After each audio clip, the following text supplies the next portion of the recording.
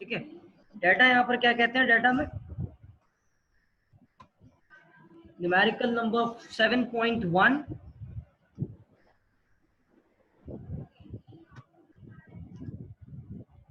Font size और बड़ा हो जाता है ताकि समझने में आसानी हो।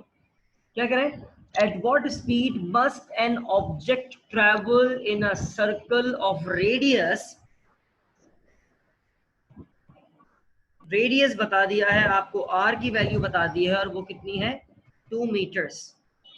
और उससे पहले जो रेडियस बताने से भी पहले आपसे बात पूछी गई है, वो पूछी गई है कि किस स्पीड पर, किस वेलोसिटी पर, कितने मीटर पर सेकंड की रफ्तार से एक बॉडी को चलना चाहिए, ट्रैवल करना चाहिए इन अ सर्किल, एक सर्किल में हैविंग रेडियस 2 मीटर्स, जिस सर्किल का रेडियस 2 मीटर्स है, to experience a centripetal acceleration, कि उसकी जो एक्सेलरेशन होगी, सेंट्रीपिटल एक्सेलरेशन की शॉर्ट फॉर्म क्या होती है, ए सी।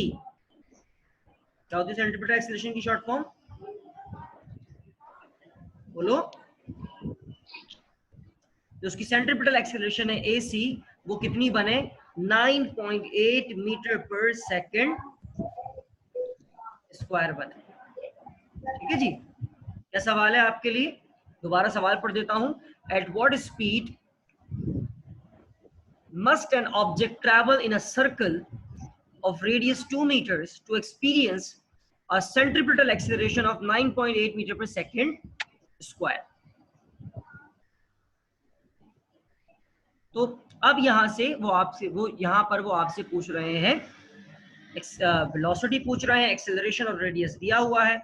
हमारे पास जो फॉर्मूला है वो फॉर्मूला क्या है, मुझे कौन बताएगा, what is the formula of centripetal acceleration, centripetal acceleration का क्या फॉर्मूला है जी। सेंट्रीपिटल एक्सेलरेशन का फॉर्मूला होता है A C is equal to V square upon R. What is the formula of centripetal acceleration, यार तुमने स्पीकर ही का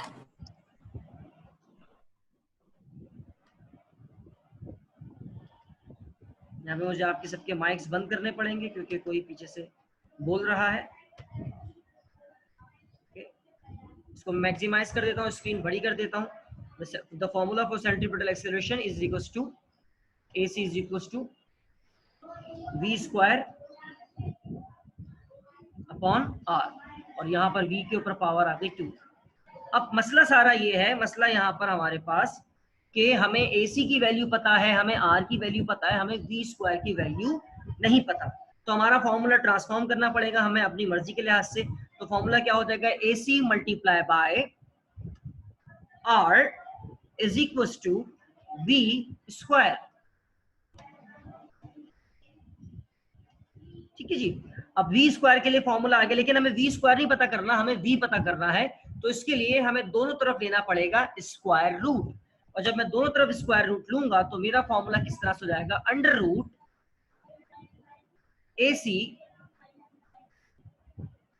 multiply by R is equal to under root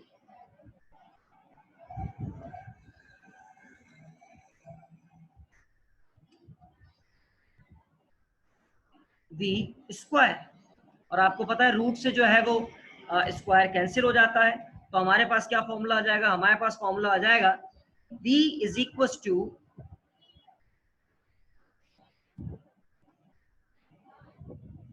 v is equal to under root AC multiply by R। ठीक है, तो हम ये formula put करेंगे और इस फॉर्मूले में अपनी वैल्यूज को रखेंगे।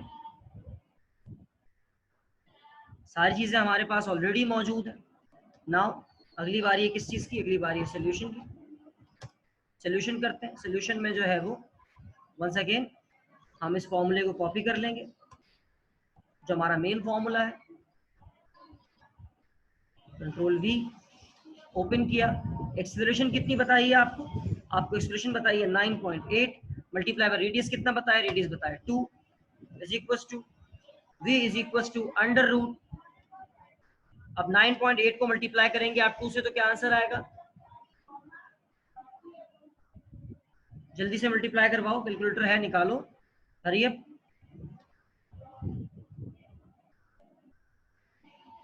हमने कैलकुलेटर ओपन कर लिया अपना, क्या करा भाई? 9.8 मल्टीप्लाई बाय 2, आंसर कितना है? 19.6। तो यहाँ पे क्या लिख दिया?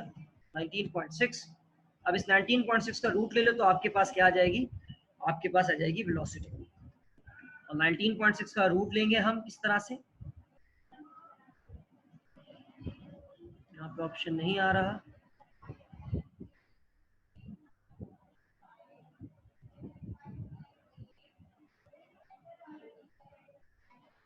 जल्दी से लेके बताओ भाई अपने कैलकुलेटर से।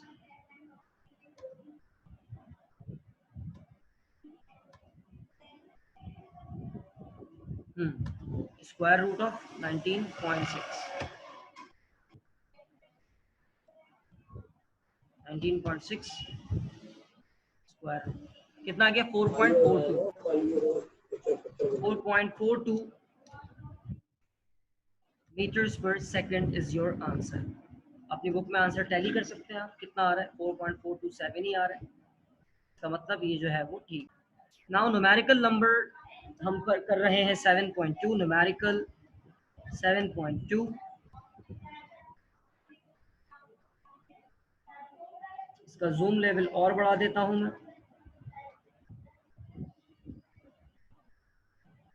न्यूमेरिकल नंबर 7.2 को सबसे पहले हम कलेक्ट करेंगे डाटा। डाटा में क्या कह रहा है? A car goes around a curve at 20 metre पर सेकंड। एक कार जो है वो 20 मीटर पर सेकंड की रफ्तार से एक कर्व सरफेस पर, एक घुमावदार सरफेस के ऊपर चल रही है। The radius of the curvature is 50 metre, और उसका जो रेडियस है उस कर्व का वो 50 मीटर्स है।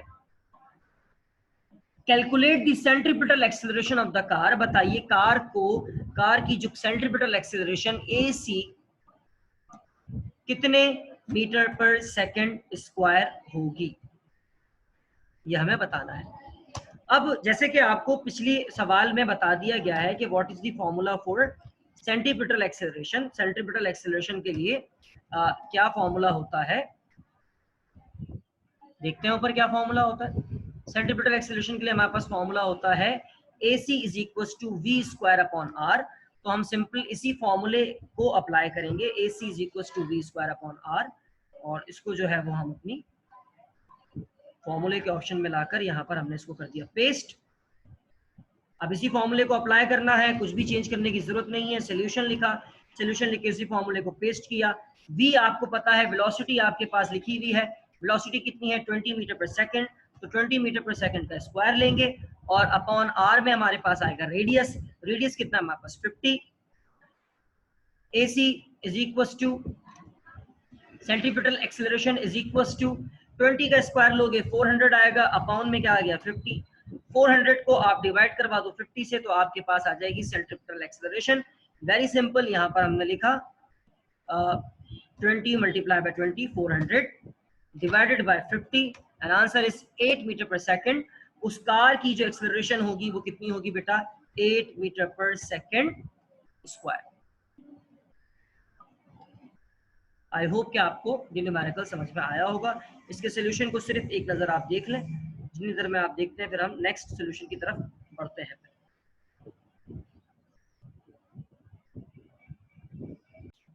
चलो जी, आज के फिर अब आखिरी, तीसरे और आखिरी न्यूमेरिकल की तरफ बढ़ रहे हैं।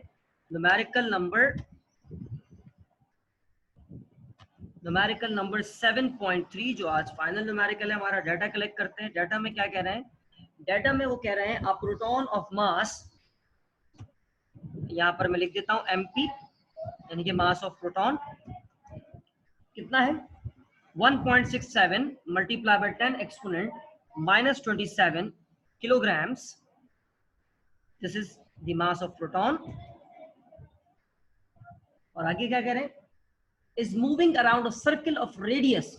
वो हमारा जो प्रोटॉन है वो एक सर्किल के गिर्द मूव कर रहा है जिसका रेडियस है 100 सेंटीमीटर। और ऑब्वियसली आप तमाम स्टूडेंट्स जानते हैं कि मुझे इसको तब्दील करना होगा मीटर में, तो मैं इसको डिवाइड करवाऊंगा 100 से ही, तो मेरे पास क्या आ जाएगा? 1 मीटर का रेडियस हो गया। An electromagnet apply a force, और ये जिस सर्किल में घूम रहा है इस वजह से घूम रहा है कि उस सर्किल के सेंटर में एक इलेक्ट्रोमैग्नेट रखा हुआ है। इलेक्ट्रोमैग्नेट है, उसके गिर्द प्रोटॉन घूम रहा है। इलेक्ट्रोमैग्नेट और प्रोटॉन के दरमियान जो डिस्टेंस है वो 1 मीटर का है, और जो इलेक्ट्रोमैग्नेट हमारा फोर्स लगा रहा है यानी सेंट्रीपिटल फोर्स, वो कितनी है? वो है 1 मल्टीप्लाई बाय 10 पावर -12 न्यूटन की वो फोर्स लगा रहा है। ठीक है जी। आगे ये कहते हैं, directed toward the centre of the circle, what is the velocity of the proton. Proton की हमने बतानी है वेलोसिटी, कि प्रोटॉन किस रफ्तार से उस इलेक्ट्रोमैग्नेट के गिर्द अराउंड मूव कर रहा होगा इन मीटर्स पर सेकंड। तो बेटा यहां पर हम लिखते हैं फॉर्मूला, और फॉर्मूले में वही वाला फॉर्मूला जो है वो पुट कर देते हैं। अब इस फॉर्मूले को हम तब्दील करेंगे सेंट्रीपिटल फोर्स के फॉर्मूले में। सेंट्रीपिटल फोर्स बराबर होती है बेटा Fc is equal to mv² upon r। Centripetal force का फॉर्मूला क्या है? mv² upon r। अब यहां पर हमें v की वैल्यू मालूम करनी है, तो सिमिलरली यहां पर भी हमें फॉर्मूला को ड्राइव करना होगा। यानी सबसे पहले Fc को हम मल्टीप्लाई करवाएंगे r से, क्योंकि r इस तरफ डिनोमिनेटर में है, Fc के पास आके न्यूमिनेटर में आ जाएगा। सिमिलरली जो m है यहाँ पर न्यूमिनेटर में है, Fc के पास आकर आ जाएगा इन डिनोमिनेटर। तो अभी तक हमारा फॉर्मूला जो तब्दील हुआ है वो क्या हुआ है? Fc multiply by r upon m is equal to v²। वही बात लास्ट वाले फॉर्मूले की तरह, हमें v² नहीं, हमें v चाहिए, तो हम दोनों तरफ ले लेंगे रूट, और जब हम दोनों तरफ रूट लेंगे तो हमारे पास इस तरफ सिर्फ v बच जाएगा, v इज इक्वल टू, और यहाँ पर क्या होगा? यहाँ पर होगा under root Fc multiply by r upon m। This is the formula for velocity.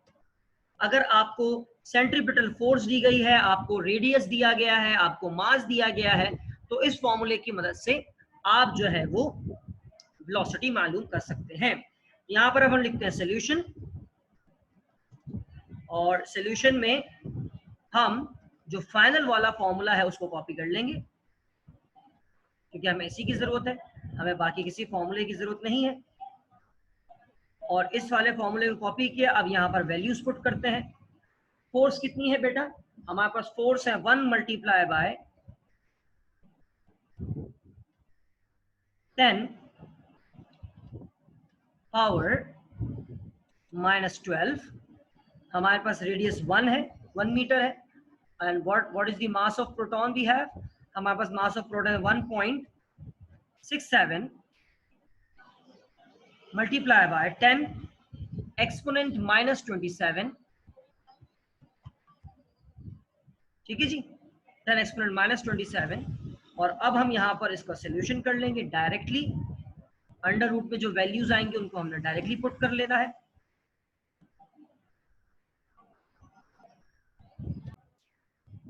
तो 1 डिवाइड बाय 1.67 क्या आंसर आया? 0.598। सिमिलरली मल्टीप्लाई बाय 10 की पावर, न्यूमरेटर में -12 है, डिनोमिनेटर में -27 है। -12 + 27, तो हमारे पास 10 की पावर जो आ जाएगी वो 10 की पावर आ जाएगी 50। इसका मतलब है वेलोसिटी का जो आंसर आने वाला है मेरे पास, वो क्या आने वाला है? इसके लिए मुझे जरूरत पड़ेगी थोड़ी साइंटिफिक कैलकुलेटर की, इसको मैं मल्टीप्लाई करवाऊंगा, sorry, multiply by 10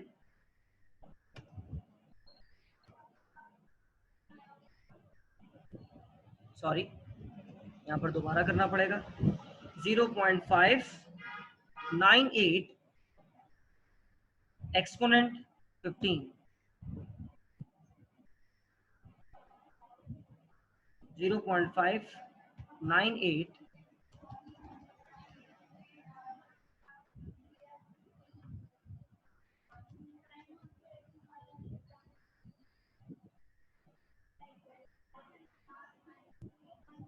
multiply by 10 power 15। यार ये मेरे पास साइंटिफिक कैलकुलेटर नहीं है तो ये मुझसे चल नहीं रहा है।